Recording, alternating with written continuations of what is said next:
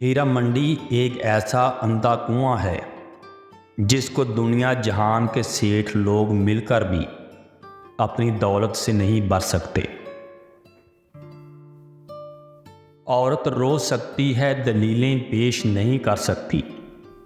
اس کی سب سے بڑی دلیل اس کی آنکھوں سے ٹپکنے والا آنسو ہے۔ عورت کے پھٹے کپڑوں میں معاشرہ ان کا جسم دیکھتا ہے، اس کی غربت نہیں۔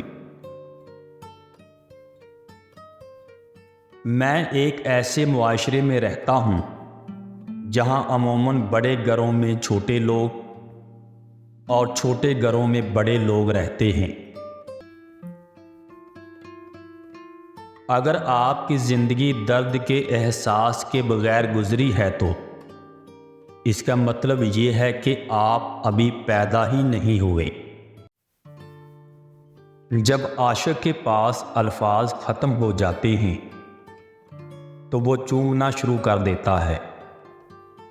جب کسی مقرر کے پاس الفاظ کا ذخیرہ ختم ہو جاتا ہے تو وہ کھانسنے لگتا ہے، اور جب مرد کی مردانگی ختم ہو جاتی ہے تو وہ اپنے ماضی کو پلٹ پلٹ کر دیکھنے لگتا ہے۔ لوگ اکثر ایسی چیز سے محبت کرتے ہیں جو حقیقت میں محبت کیے جانے کے قابل ہی نہیں ہوتی۔ دنیا میں جتنی بھی لذتیں ہیں، بھوک ان کی ماں ہے۔ بھوک گدھا گری سکھاتی ہے، جرائم کرنے پر اکساتی ہے۔ اس کا وار بہت بھرپور اور اس کا زخم بہت گہرا ہوتا ہے۔ انسان کی زندگی میں ایسے لمحات بھی آ جایا کرتے ہیں جو وہم و گمان میں بھی نہیں ہوتے۔